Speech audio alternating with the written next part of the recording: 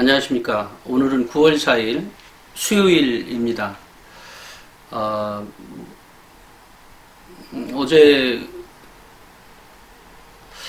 오늘은 제가 아이들 역량 키우는 교육을 어떻게 하는 게 좋은지에 대해서 얘기를 좀 하려고 합니다. 우리가 이제 학업 역량이라는 말도 많이 하죠. 또 뭐 의사결정 능력, 의사소통 능력, 또 대인관계 능력, 또 뭐 정보 처리 능력, 뭐 진로 개발 능력, 막 이렇게 여러 가지를 얘기하고 있는데 이것을 전체 좀 더 큰 범위에서 우리가 역량이라고 얘기를 합니다. 그래서 이제 우리가 대학에 특히 대입을 치르는 학생들에게 있어서 가장 크게 이제 학업 역량인 거죠. 학업 역량 안에 태도가 있을 수 있고요. 그 아이가 또 생각의 크기도 있을 수 있고요. 또 그 성적도 있고요. 그러니까 여러 가지 요소가 학업 역량이라고 하는 부분에 있습니다. 그래서 우리가 역량이라고 하는 표현을 최근 들어 많이 쓰죠. 특히 학생부 종합전형에서 가장 큰 게 이제 학업 역량이라고 하는 부분이거든요. 그래서 이제 뭐 우리가 뭐 자기주도 학습 능력 이렇게 얘기하지만 그런 역량이 있느냐, 그런 역량이 있느냐 이런 표현들을 많이 하거든요. 이럴 때 이제 가장 큰 게 이런 거잖아요. 우리 엄마 아빠들의 입장에서는 당장 아이가 공부도 1등 했으면 좋겠고 아니면 뭐 성적도 쭉쭉쭉 올리고 싶기도 하고 지금 낮다면 이런 생각들을 많이 하죠. 근데 역량이 큰 아이들은 일단 생각이 좀 큽니다.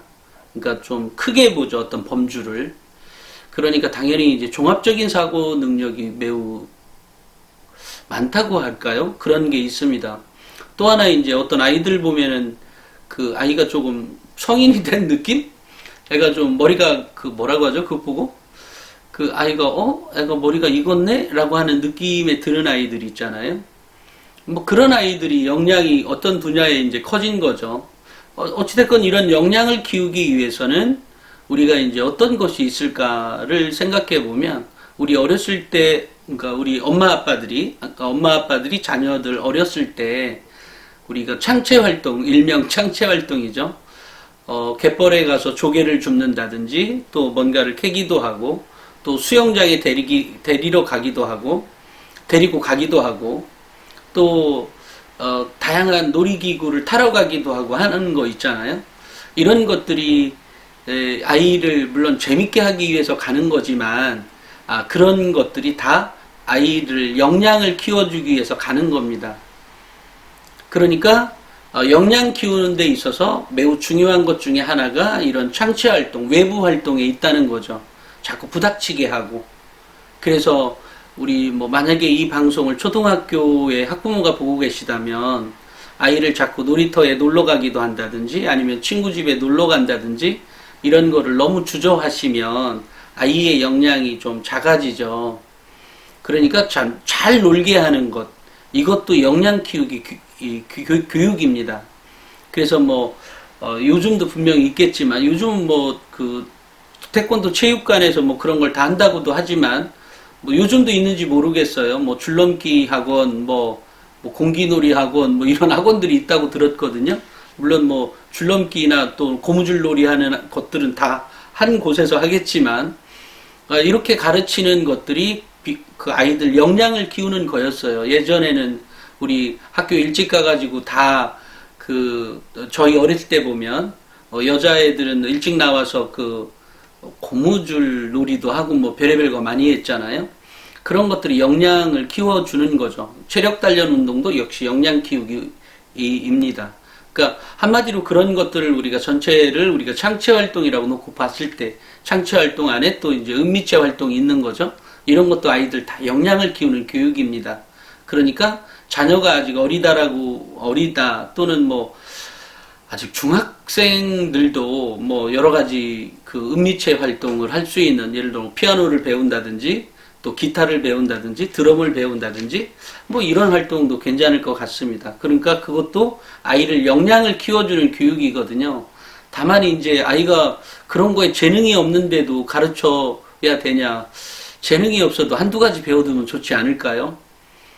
또 저는 뭐 음악이나 미술에 대해서 완전 젬병인데요.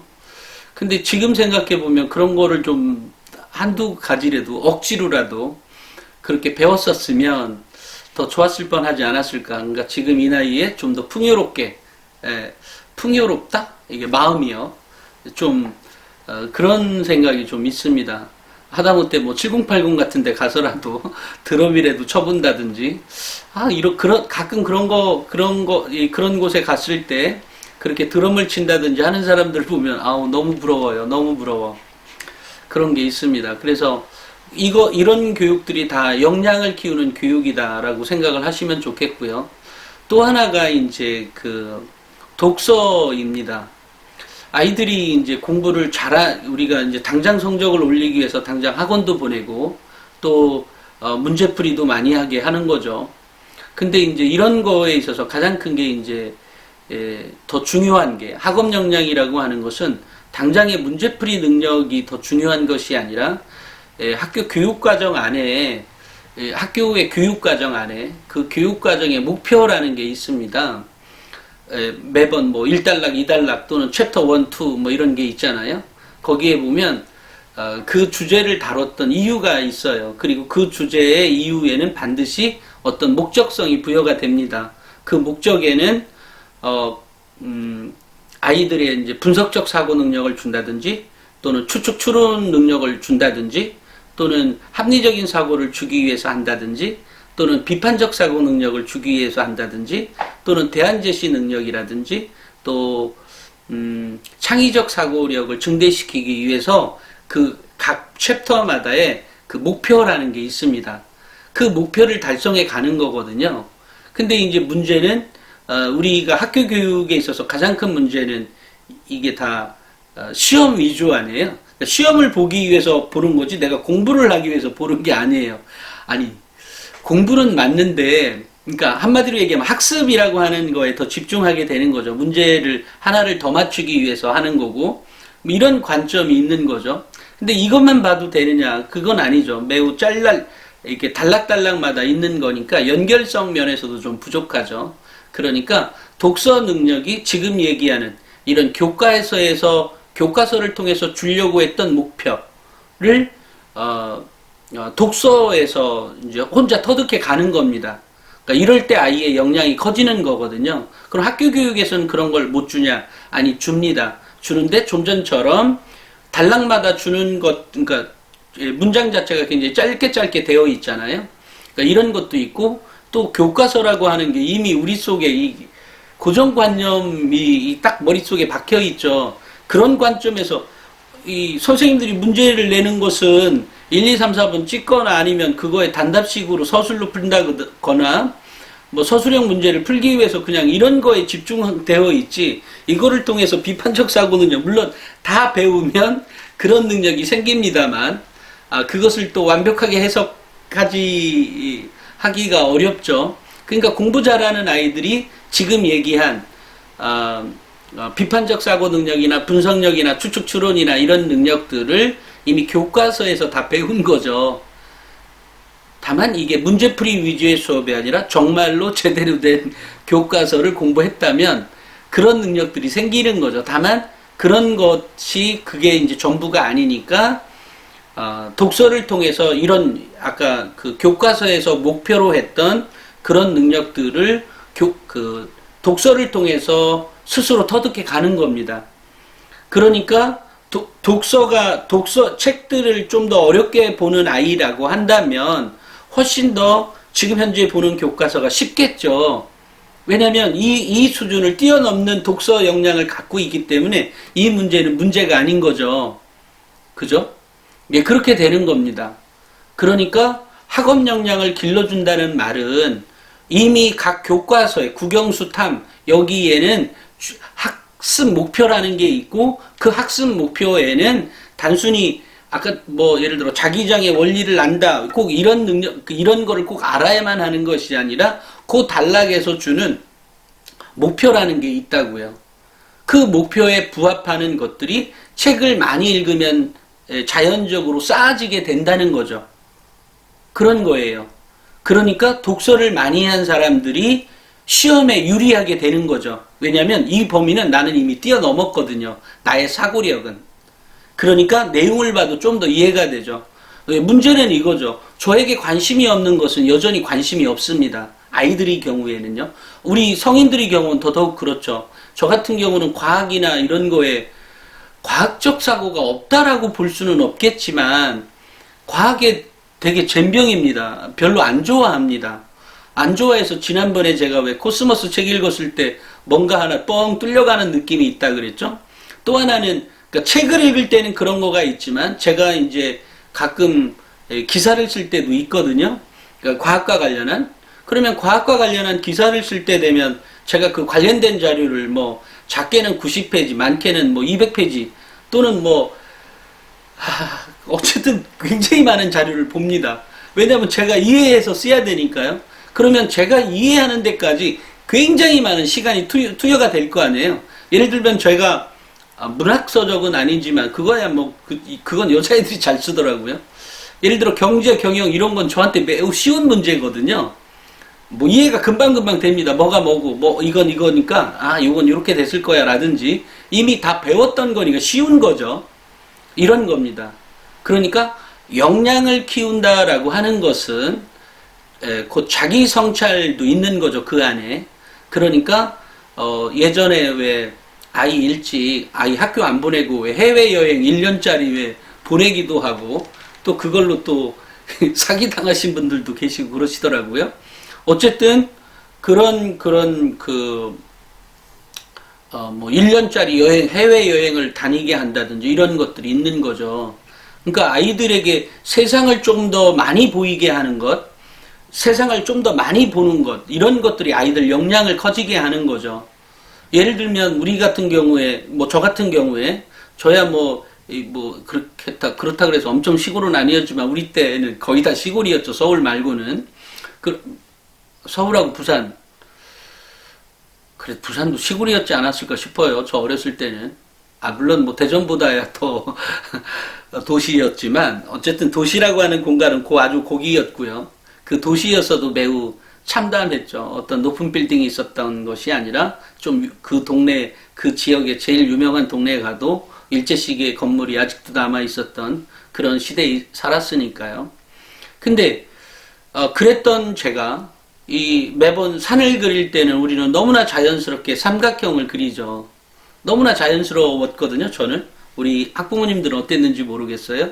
그렇지만 제가 그렇게 삼각형을 그리고 어쨌든 이제 나이 30쯤에 이제 미국에 유학을 갑니다. 근데 미국에 유학을 가서 보다 보니까 뭐 어찌됐건 그래서 제가 그랜드 캐년을 놀러 간 적이 있었거든요. 당시에. 그런데 그랜드 캐년이 이렇게 산이라고 하면 이렇게 높은 줄 알았더니 우리 발 밑에 있는 거예요. 산이 밑에도 있구나. 이거 완전 그동안에 제가 갖고 있었던 고정관념이 완전히 파괴가 된 거죠. 산은 위에 있는 거잖아요. 밑에 있어요? 위에 있죠. 산은 우리가 알기에. 근데 그렇지 않았다는 거죠. 또 하나는 산이라고 한다고 하면 물론 그거 하나하나가 다 이름이 있는지는 모르겠어요. 무슨 밸리, 뭔 밸리 이런 식으로 이름이 있었는지 또는 무슨 마운틴 이렇게 있는지는 모르지만 워낙 넓은 데니까요. 그런데 그 안에 산이 어찌됐건 네모난 거 아니에요. 이렇게 각져 있죠. 각이 져 있다? 그런 거 어찌됐건 이렇게 돼 있죠. 산이 삼각형이 아닌 거예요. 와 완전 멘붕이죠. 그래 정말 지금 저 모르게 이게 나온 거예요. 제가 너무 깜짝 놀랐어요. 이럴 수도 있는 거였구나. 그래서 미국에 있으면서 정말 여행을 많이 다녔거든요. 그러면서 이제 본 거죠. 또 이 방송을 보시는 분들 중에 물론 여행을 많이 다니신 분은 아시겠지만 저는 텍사스를 갔는데 그러니까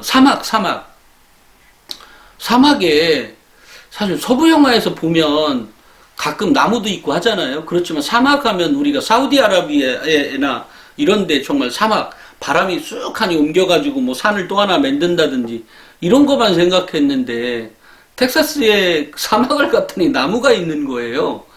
뭐야 이건 또. 그리고 선인장 같은 거 많죠. 그래서 그리고 뭐 듬성듬성, 물론 이제 더 안쪽으로 가면 더 이렇게, 그렇게, 뭐라고 하죠? 좀 더 이렇게 넘어갔으면 더 많이 뭐 다른 걸 또 봤는지 모르지만 어쨌든 제가 들어간 그 지역에는 사막이었지만 나무도 어쨌든 한두 그루라도 있었고, 왜 사막에 나무가 없다고 생각했거든요. 예. 근데 우리가 뭐, 나중에 생각해보면 결국 서부 영화에, 서부 영화에 보면 나무도 있고 있잖아요. 사막인데. 그것도 사막이었구나. 그러니까 사막이라 그래서 다 그냥 새하얀 모래만 있는 게 아니었던 거죠. 이런 어떤 고정관념이나 이런 생각들을 깨우치게 되는 게 이제 결국은 역량이 증대되는 거죠. 그러면서 그런 걸 보면서 자기 성찰을 할 거 아니겠어요? 그러니까 이런 것들이 이제 역량을 키워주는 교육입니다. 그러니까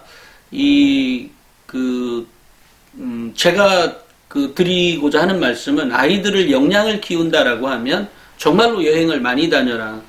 요번에도 뭐 조국 후보자 보면 어쨌든 뭐 그게 더 다음에 뭐가 어떻게 더 밝혀질지는 모르지만 일단 이제 자녀 문제에 별로 많이 신경을 못 썼죠. 사실 아빠들은 대부분이 그렇습니다. 그래서 아빠들의 경우에 그렇게 별로 신경을 안 쓰게 되면 뭐 그렇게 된다의 의미가 아니라 아빠들이 교육에 대해서 엄마하고 같이 좀 대화를 나눌 수 있어야 합니다. 정말 이 아이의 역량을 키우는 것은 엄마만의 교육만으로도 알아서 커지는 경우도 있죠. 또 조국 교수의 딸처럼 미국도 가서 살고 영국도 가서 살면 얼마나 많이 다르겠어요. 정말로 많이 다를 겁니다. 미국과 영국은. 그죠? 미국에 가면 우리 한국에만 살면 슈퍼마켓이 늘 옆에 있잖아요. 그죠? 나가면 금방 있어요. 여긴 더더군다나 여기는 시내권이라 당연히 있습니다. 그러면 한 100m도 안 가서 있어요. 30m 안 가도 있어요. 그런 거 한 두세 개. 아니, 같은 건물 내에도 어쨌든 2층에 그게 있네요. 참. 슈퍼마켓 같은 거가 있습니다. 이런 것들처럼, 이렇게,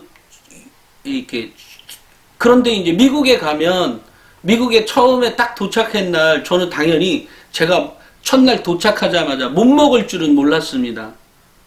근데, 못 먹고요. 결국은 뭐 먹었냐면, 비행기에서 집어온, 혹시나 제가 나중을 위해서 비상식량으로 왔던 땅콩 하나랑, 땅콩 요만한 거 있죠?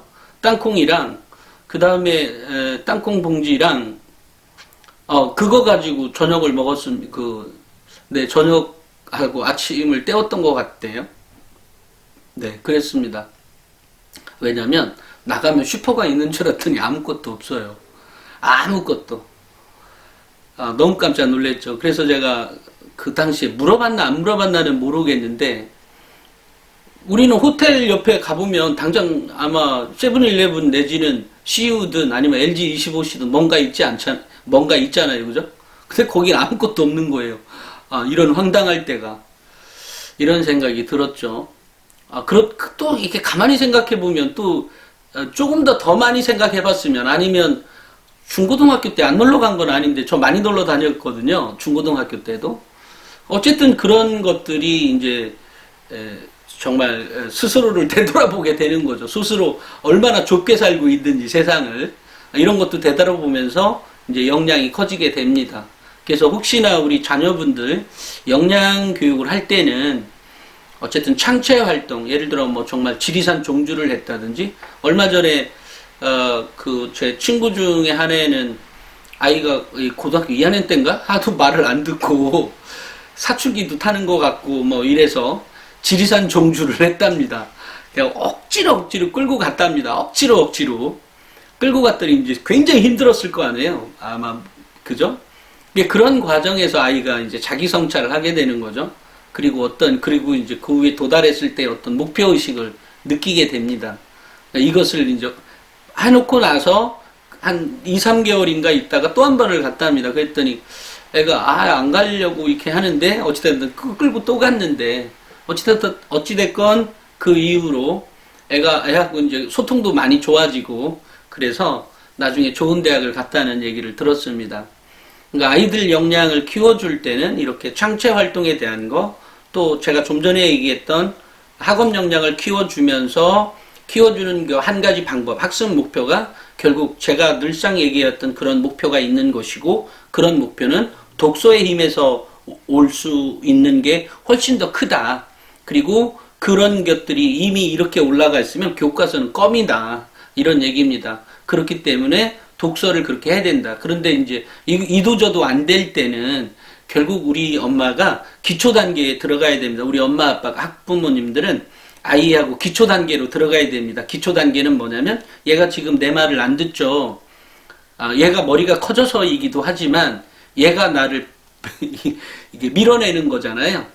그러려니까 우리가 어렸을 때 그 아이는 매우 어렸죠. 아장아장 걷고 이럴 때에 우리가 같이 겨보기도 하고 그 아이 눈높이에서 얘기를 하잖아요. 아니면 얘를 이렇게 안고 내 눈높이에다가 얘기를 하잖아요. 그렇게처럼 해주는 겁니다.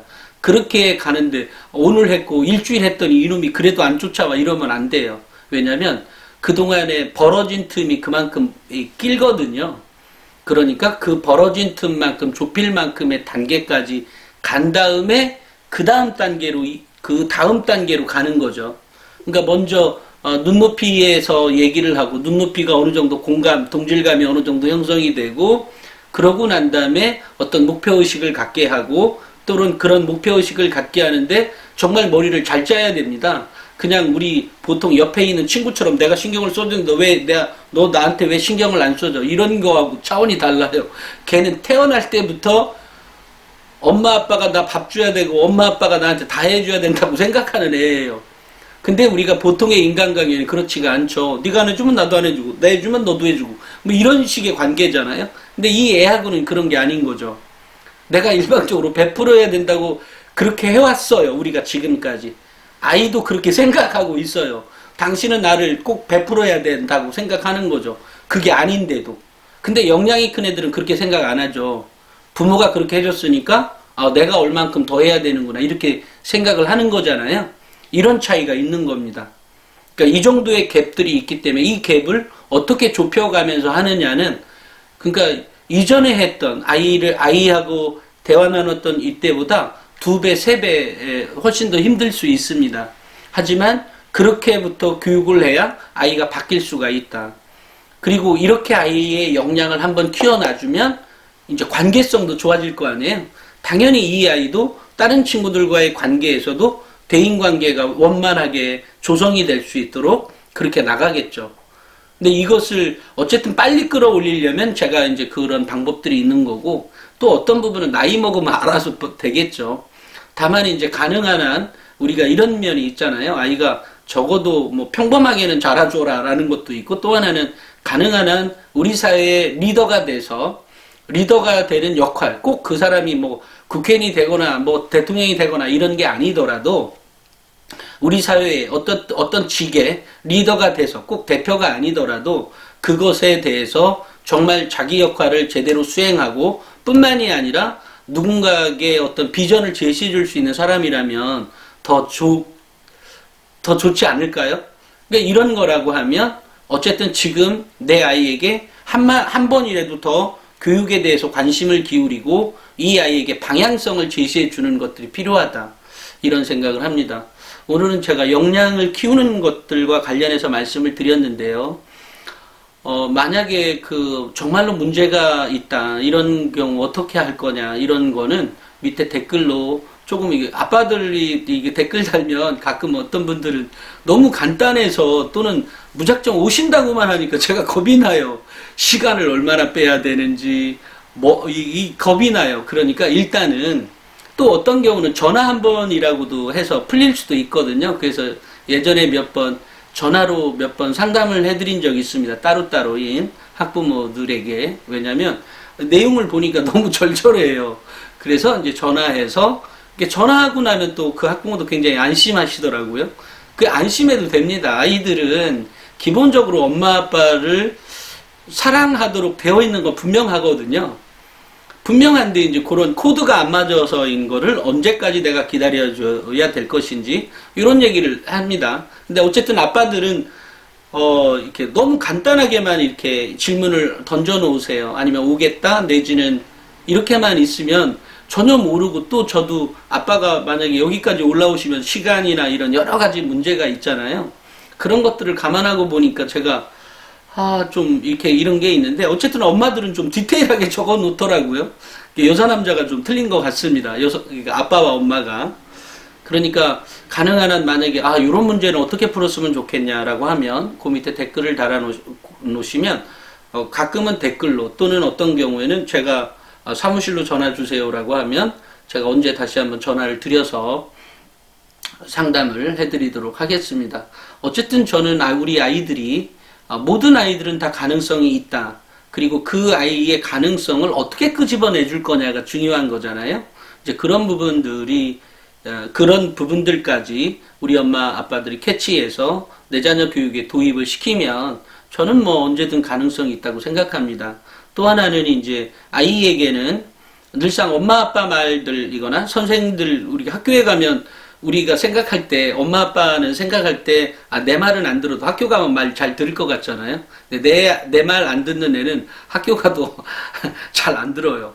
내 말을 좀 잘 씹는다든지 조금 개긴다든지 그러면 걔 학교 가서도 똑같습니다. 그리고 학교 선생님들도 그런 거에 많이 하소연합니다. 아니 학교에 오면 애들이 좀 달라져야 될 거 아니냐. 근데 안 달라지거든요. 이런 것들에 대해서 많이 하소연하죠. 선생님들도. 그러니까 저는 학부모들도 알고 있고 또 당사자이기도 하고 또 교사들도 알고 있다 보니까 그런 관계에서 아이도 직접 만나잖아요. 이 관계에서 보는 게 매우 재밌어요. 재밌긴 합니다. 가능한 한 이해의 측면에서 보려고 하죠. 어찌됐건 오늘은 학업 역량과 관련해서 말씀을 드렸고요. 제가 말씀드렸던 거 꼭 실천해 보시기 바랍니다. 오늘은 여기까지 하겠습니다. 그리고 나가시기 전에 좋아요, 구독 부탁드리겠습니다. 감사합니다.